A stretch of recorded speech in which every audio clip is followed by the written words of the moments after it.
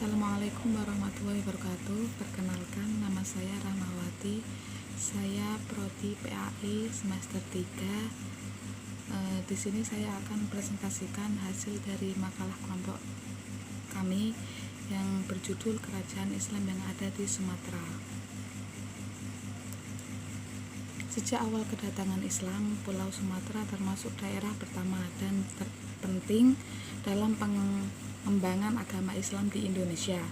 Dikatakan demikian mengingat letak Sumatera yang strategis dan berhadapan langsung dengan jalur perdagangan dunia, yakni Selat Malaka. Berdasarkan catatan Tom Peirce dalam Suma Oriental, dikatakan bahwa di Sumatera, terutama di sepanjang pesisir Selat Malaka dan pesisir barat Sumatera, terdapat banyak kerajaan Islam, baik yang besar maupun yang kecil. Ini untuk kerajaan-kerajaan Islam yang ada di Sumatera itu ada 6 kerajaan. Yang pertama Kerajaan Samudra Pasai, yang kedua Kerajaan Aceh Darussalam, yang ketiga Kerajaan Islam yang ada di Riau, yang keempat Kerajaan Islam yang ada di Jambi, yang kelima Kerajaan Islam yang ada di Sumatera Selatan, dan yang keenam Kerajaan Islam yang ada di Sumatera Barat. Yang pertama, Kerajaan Samudra Pasai. Kerajaan Samudra Pasai diperkirakan tumbuh dan berkembang pada pertengahan abad ke-13. Letaknya ada di kurang lebih 15 km sebelah timur Lok Sumawe, Nanggro Aceh Darussalam. Untuk sumber sejarah dari Kerajaan Samudra Pasai, yang pertama yaitu berita Marco Polo singgah di daerah Samudra Pasai tahun 1292 Masehi. Yang kedua, berita Tom Peirce pernah berkunjung ke daerah pesisir utara dan timur daerah Sumatera.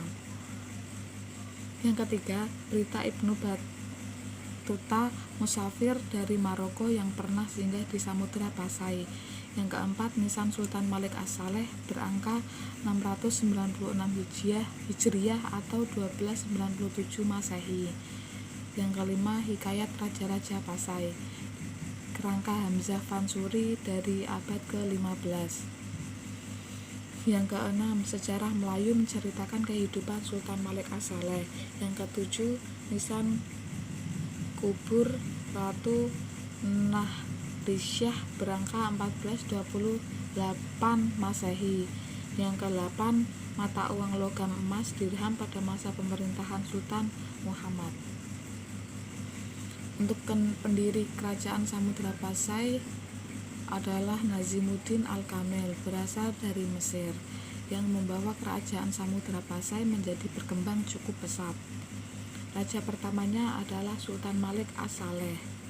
Ia meninggal kemudian digantikan oleh anaknya yang bernama Malik At-Tahir. Untuk puncak kejayaan Kerajaan Samudra Pasai adalah awal abad ke-16. Mengalami kemajuan dalam bidang politik, ekonomi, pemerintahan, keagamaan, dan ekonomi perdagangan. Untuk faktor kejayaannya yaitu letak yang strategis yang menjadikan sebagai pusat perdagangan dan juga menjadi pusat studi Islam. Kerajaan Samudra Pasai runtuh pada tahun 1521. Sejak Portugis menguasai Malaka dan perluas wilayah sampai ke Kerajaan Samudra Pasai.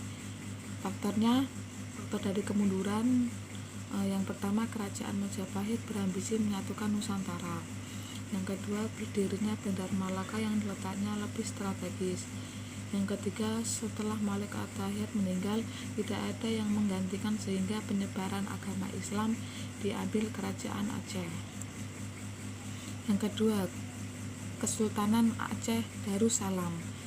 Kesultanan Aceh Darussalam dipimpin oleh Sultan Ali Muhyad Shah, wafat pada tahun 1530 Masehi. Lalu kekuasaannya digantikan oleh banyak sultan, diantaranya adalah Sultan Alauddin Riayat Shah Al-Qahar yang terkenal dengan usaha mengembangkan kekuatan angkatan perang, perdagangan, dan mengadakan hubungan internasional dengan Timur Tengah. Letak geografis terletak di Pulau Sumatera bagian utara, dekat jalur pelayaran dan perdagangan internasional saat itu. Letak ibu kota Sultan Aceh ada di Kutaraja yang kemudian dikenal dengan nama Bandar Aceh Darussalam. Untuk sumber sejarah dari Kesultanan Aceh, yaitu yang pertama kitab Bustanus Salatain ditulis oleh Nuruddin Ar-Raniri tahun 1637 Masehi. Yang kedua Genta Perunggu Cakra Donya, hadiah Kaisar Cina untuk Sultan Aceh.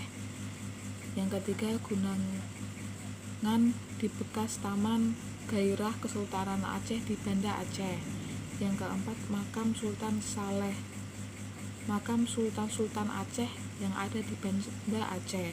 Yang kelima Masjid Raya Baitur Rahman dibangun oleh Sultan Iskandar Muda. Pada masa Sultan Alauddin Riayat Shah At-Qohar, Kesultanan Aceh dapat menaklukkan banyak kerajaan seperti Bata Aru dan Barus. Puncak kemajuan Kesultanan Aceh Darussalam adalah pada masa Sultan Iskandar Muda. Dalam bidang politik, Sultan Iskandar Muda berhasil menundukkan daerah di sepanjang pesisir timur barat.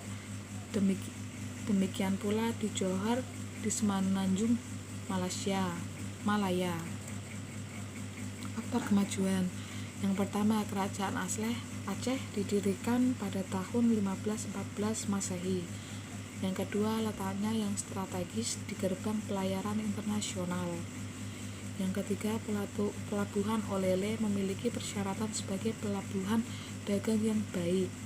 Yang keempat, Aceh kaya akan tanaman lada. Yang kelima, Aceh berkembang pesat setelah Malaka dikuasai oleh Portugis. Yang keenam, para pedagang Islam memindahkan kegiatan berdagangnya dari Malaka. Untuk faktor kemunduran, yang pertama, kekalahan perang antara Aceh melawan Portugis. Yang kedua, pengganti Sultan Iskandar Muda kurang cakap. Yang ketiga, permusuhan antara kaum daerah yang jauh dari pemerintahan pusat untuk melepaskan diri dari Aceh. Yang ketiga, kerajaan-kerajaan Islam yang ada di Riau. Yang pertama itu ada Kerajaan Siak, Kerajaan Kampar, dan Kerajaan Indragiri.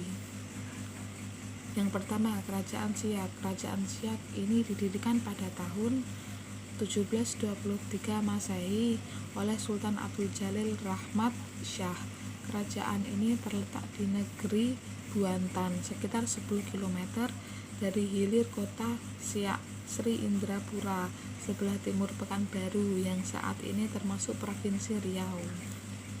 Yang kedua, kegiatan Kampar berada di bawah Kerajaan Malaka yang terletak di Kabupaten Pelalawan, Provinsi Riau. Barang dagangan yang dihasilkan dari Kerajaan Kampar yaitu berupa emas, lilin, madu, biji-bijian, dan kayu gaharu. Raja yang memerintahkan yaitu Sultan Abdullah, Maharaja Dinda I dan Maharaja Dinda II. Yang ketiga, Kerajaan Indragiri. Kerajaan ini terletak di Kabupaten Indragiri Hilir dan Kabupaten Indragiri Hulu, yaitu Riau. Barang dagangan yang dihasilkan dari kerajaan ini seperti lilin, madu, biji-bijian, dan kayu gaharu. Raja-raja yang memerintahkan Sultan Abdul Jalil Shah yaitu Sultan Indragiri I, Sultan Hasan Salahuddin Karamat Shah, dan Sultan Ibrahim. 4. Kerajaan-kerajaan yang ada di Jambi. Kerajaan ini berdiri bersama dengan berdirinya Kerajaan Aceh. Kerajaan ini berdiri setelah Kerajaan Sriwijaya mengalami kemunduran. Pusat kerajaan ini adalah di hulu Sungai Batanghari, Jambi. Nama lain kerajaan ini adalah Kerajaan Damasraya. Pada tahun 1615 Masehi, Pangeran Kedang mulai menggunakan gelar Sultan Kedah mulai menggunakan gelar Sultan Abdul Qahar. Pangeran Kedah saat itu baru saja diangkat sebagai Raja Melayu Jambi yang pertama. Oleh sebab itu, tahun 1615 selalu dianggap sebagai tahun berdirinya Kerajaan Melayu Jambi. Sultan Abdul Qahar memerintah sampai tahun 1643 Masehi. Pada zamannya, kerajaan ini terus mengalami kemajuan. Hal ini disebabkan karena Portugis menguasai Malaka pada tahun 1511 Masehi. Akhirnya para pedagang itu memilih Jambi. Setelah itu Sultan Qahar meninggal. Ia digantikan oleh Sultan Agung Jalil. Pada saat itu sering terjadi peperangan antara Jambi dengan Belanda. Yang kelima, kerajaan Islam yang ada di Sumatera Selatan. Sultan pertama Kesultanan Palembang adalah susuhan Sultan Abdurrahman Khalifat Al-Mu'minin Syahid Al-Iman atau Pangeran Kusumo Abdurrahman atau sering disebut Kiai Mas Endi. Banyak mengalami pergantian pemimpin, dan yang terakhir adalah Pangeran Kromojoyo Raden Abdul Aziz Probolinggo. Pada masa pemerintahan Sultan Ahmad Najmuddin, syiar agama Islam mengalami perkembangan yang sangat pesat. Sejak pemerintahan Sultan Mahmud Badaruddin II mendapat serangan dari pasukan Hindia Belanda dikenal dengan sebagai Perang Menteng. Kesultanan Palembang sejak 7 Oktober 1823 dihapuskan dari Kesultanan Palembang. Yang keenam, kerajaan Islam yang ada di Sumatera atau Kerajaan Minangkabau. Islam masuk di daerah Minangkabau sekitar abad ke-15. Wilayah kekuasaan Minangkabau meliputi wilayah Sumatera Barat. Menurut Tom Pires, di kerajaan Minangkabau ini ada 3 raja, yaitu raja untuk adat, raja untuk ibadat, untuk keagamaan, dan raja untuk urusan sehari-hari.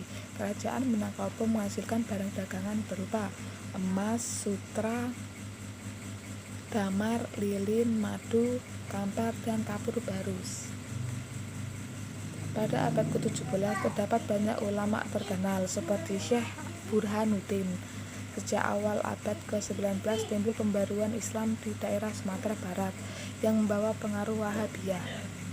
Pemerintah Hindia Belanda pada akhir 1838 berhasil mengukuhkan kekuasaan politik dan ekonominya di daerah Sumatera Barat. Sekian presentasi yang dapat saya sampaikan. Mohon maaf apabila ada kata yang kurang berkenan. Akhir kata, wallahul muwaffiq ila aqwamit thoriq. Wassalamualaikum warahmatullahi wabarakatuh.